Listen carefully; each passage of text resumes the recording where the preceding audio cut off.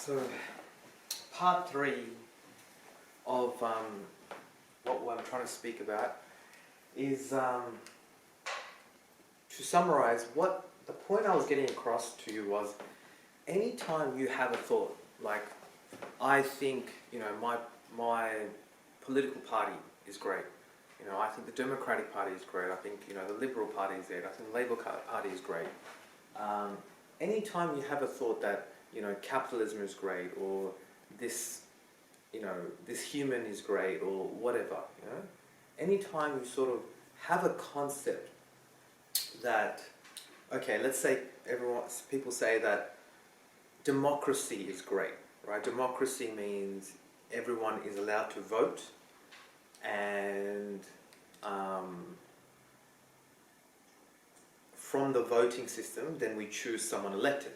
But democracy can also be really bad, So if let me just check the camera. If the person you're voting for, say the politician in democracy is, promising all these, things to, they might be saying, well, if you vote for me, I'll give you all this, free stuff, right? And then people vote for him, but then the whole economy and their life and everything comes to a whole crash because he's taken all this money from here, giving you the money, but everything else in society has stuffed up. So now, even though you might have got some kind of gain from it, he sort of tricked society. So in democracy, for example, are people capable of making decisions that are going to be good for everyone? So it sounds like a great concept, democracy, but in practicality, is it? So what I'm saying is, I'm not questioning democracy. I'm just giving you an idea. Anytime in your mind you put a concept on the pedestal, saying this is a great concept, or this is a great idea, or this idea rules above every other idea, you make it the light. You make it the center of your attention, and you're saying you put it on a pedestal. You've also got to look at the negative of it. What is the dark side of this idea? And I guess then only you can make a holistic decision based on looking at it from, both points of view. So, I guess I'm trying to, I can imagine what people are saying, like, what's the point of all this, why are we talking about all this kind of stuff? It's because you guys are making decisions on my behalf. I'm not there all the time, so you're making decisions on my behalf. So then, this is the kind of things that you can adopt and start to think about, so next time you're like thinking, I think that, being, nice to the environment and being an environmentalist is the ideal. It's a great way to live. It's a great ideal to live to, right? But what's the dark side of environmentalism? Does it mean that people have lack of resources? What's the dark side of being? You might be like, well, living a life of charity. So what's the dark side of that? Does it make people too dependent on you? So, so what we're trying to do right now, the base of the conversation, is build you up to be good, holistic decision makers as you navigate yourself through life. So, this is not, I guess, supposed to be like I'm not teaching some kind of way of thinking or like a religion or something like that. This is not the point of it. This is so you can navigate through life with different kinds of models and make better decisions as you're going through it. I guess, so, as I go through and I make these decisions and I sort of rack my brain about how to figure out ways to make better decisions, then once it works, then I pass it on to you guys, and hopefully it's useful to you guys as well. Because, frankly speaking, if someone were to ask me, do I have faith in the people around me? And a lot of times I don't. I always think there's a bit of lack. There's a bit of lack in, there's no real desperation to get this result. It feels like you're sort of trying, but are you really giving it all that you must get a result no matter what? No. That's what I feel. So all the things I'm doing, I'm trying to sort of lift you guys up in many ways so that, you can improve the quality of the business, improve the quality of your lives, because these are the same things that you'll use in your own life as well, and what you teach your kids and all that kind of stuff. So, yeah. Another one of the concepts I really, really like is the concept of a storyline, right? This is one of the best concepts there is. A storyline. So, the whole world is run through something called a storyline. So, when we first started as a human, we're living in tribes or living in caves or however we're living, and we were probably, hurting each other, taking food from each other. We weren't happy with each other. We started to try to communicate like, hey, that's mine, that's yours, and, started to build languages and stuff. But then we found this secret to life called storyline. So it would have started off as, hey, if you go to that side of the forest and you're walking down, you'll see a bunch of berries. Be careful of these ones that on the left side, these ones are safe. Anything on this side of the hill is safe because this, right? So then you're like, and then you told them a story about where to find the safe berries. And eventually that story was passed down from generation to generation. And that storyline, whether through paintings on the wall or through writing or through verbal, storylines, became myths or mythology. Mythology is like, you might say, well, if you've noticed that all the good and safe berries are all on that side of the hill, you might say, well, our savior and, our protector lives on that hill. That hill is our protector, and that's why it grows us safe berries. So you make something called a mythology. mythology. So, I'll get to the point of what this is all about. Is like, it all comes down to the fact that right now, you are hypnotized by mythology and storyline. So your entire existence right now, you think that somehow you figured all this, you're thinking for yourself. But since the moment you were born, your parents were like cuddling you, carrying you in a certain way, talking to you in this nice, gentle way. What were they doing? They were hypnotizing you to say, hey, I know the world is hard, but I'm going to take care of you. I'm going to gently bring you into the world and bring you up for the next few years. And then they started saying other storylines like, if you cry too much, people won't like you, and then you won't be loved, And then mythology was introduced to you, This is, Santa Claus, and Santa Claus is all about giving, and, and different religions and things were introduced to you, or whatever your archetype, or whatever was introduced to you. So for the first so many years of your life, you're very susceptible to hypnosis. Your brain is very open to being directed by the world to what the world wants you to think. So this is not a negative thing, this is just what is, right? So every human sort of inherently knows this. When they see a baby or a kid, they know that this baby or kid can't cope with the full reality of his existence.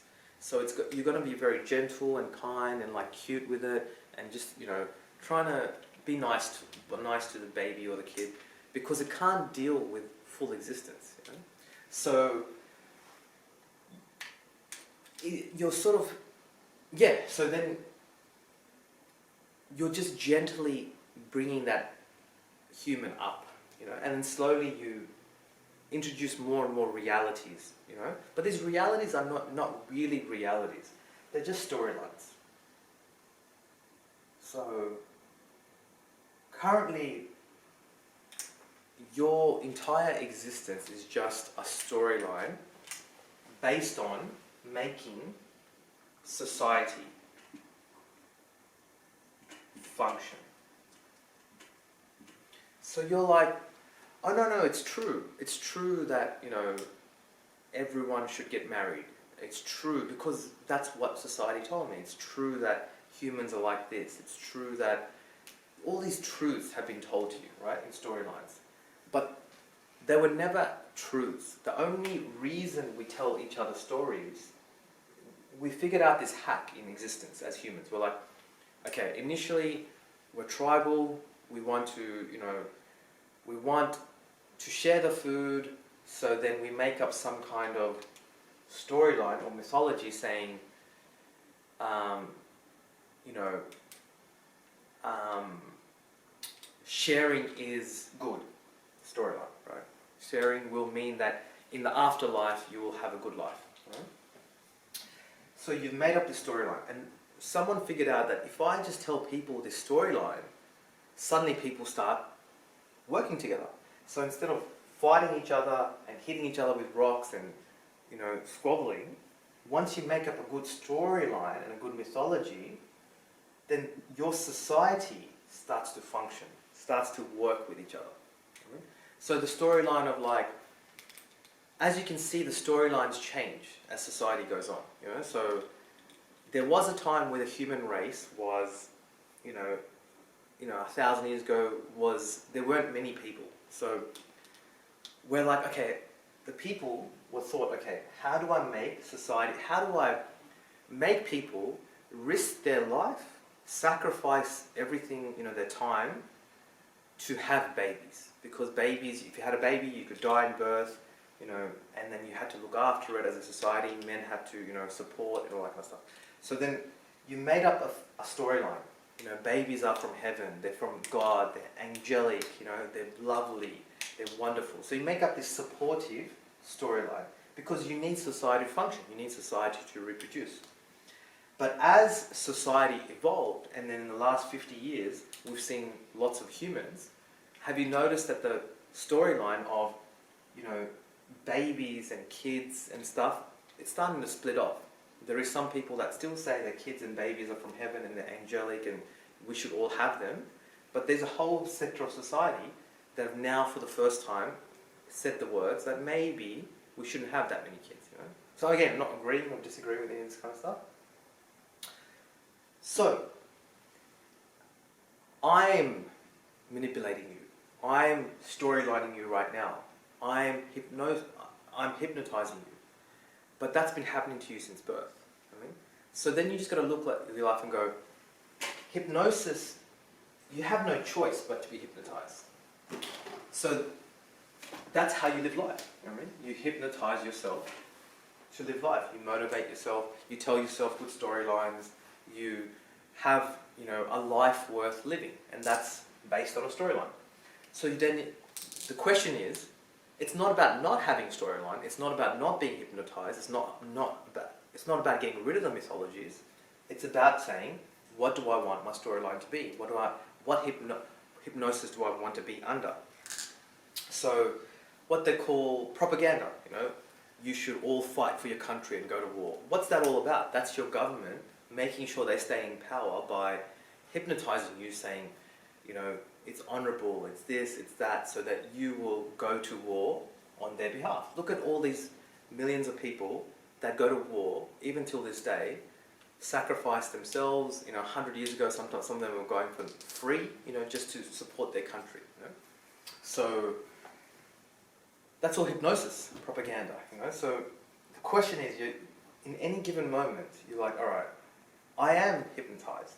I am living under a storyline. I am living under hypnosis.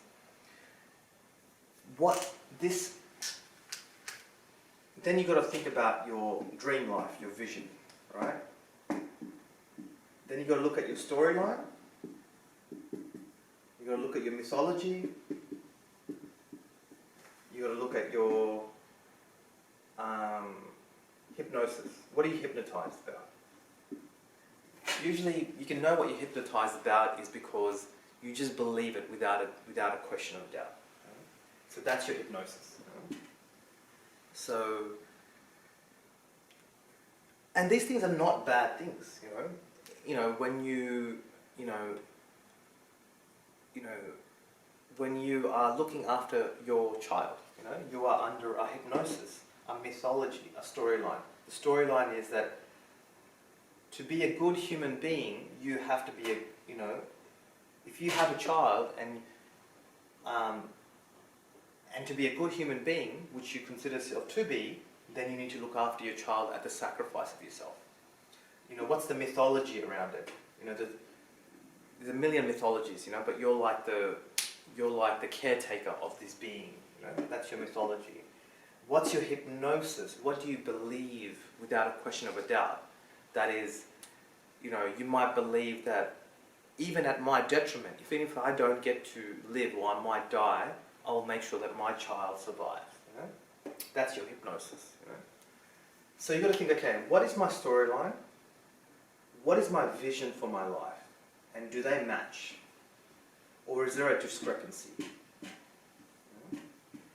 If there is, then you've got to rewrite these things. You've got to re-hypnotize yourself to match the vision of your life. So if your vision of your life is, you know, so my vision is that, for example, I want the contractors to be working in harmony with us, right? So that's one of my visions, right? But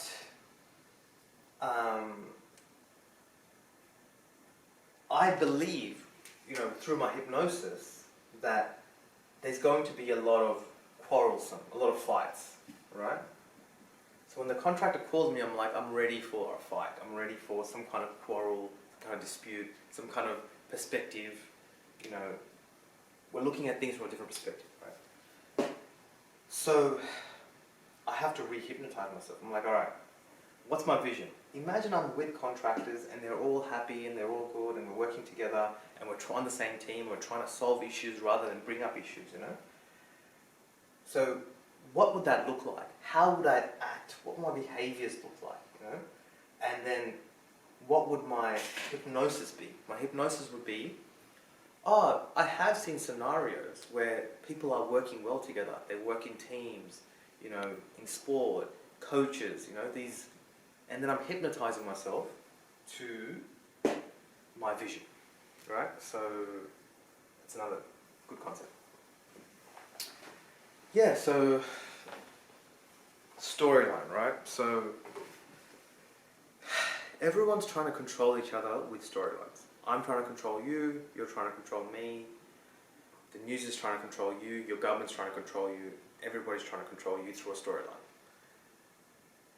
And essentially, if you can see the story of humanity, something happens and we put a storyline on top of it. So if we don't make a sale, I'll ask someone why. And they'll put a storyline. They don't have any money, they don't this, they didn't like this, right? It's a storyline. Something happens, people put a storyline around it. Remember this, in all of humanity, this is a great concept. And again, I'm not saying this is truth, it's just a nice take on things, right? Everything is just a nice take on things. I don't know if what I'm saying is true, but if you notice, in all of humanity, something happens, people put a storyline on it. You have a baby, people put a storyline on it. Imagine all the people around you saying something about it. You have a relationship, people put a storyline about it. I mean, you get married, people put a storyline around it. So you get divorced, people put a storyline around it. So what we're looking at is anything actually true? Is any of these stories true? Essentially, they're just designed to keep society and humans functioning, you know, working together, not going to war, not fighting each other. That's the general storyline. You know, your businesses have storylines. Apple has a storyline. This is our vision. This is what the world we want to create, right? So then you look at it and go, okay, well, if all the world is just giving me a story and it's not necessarily true, it's designed to get me to play my part in the world, then what? Then what do I do with that information? Then you're like, all right, the world's giving me a storyline, I'm giving you a storyline. What is he trying to get out of me? You know, what is he trying to achieve? So when someone's talking to me, I'm like, none of this, what they're saying really matters. I know this sounds pretty crass and harsh, but the only thing I'm looking at is like, okay, you know, a contractor's talking to me and telling me something. I'm like, what does he want? Does he want to get more work? Does he want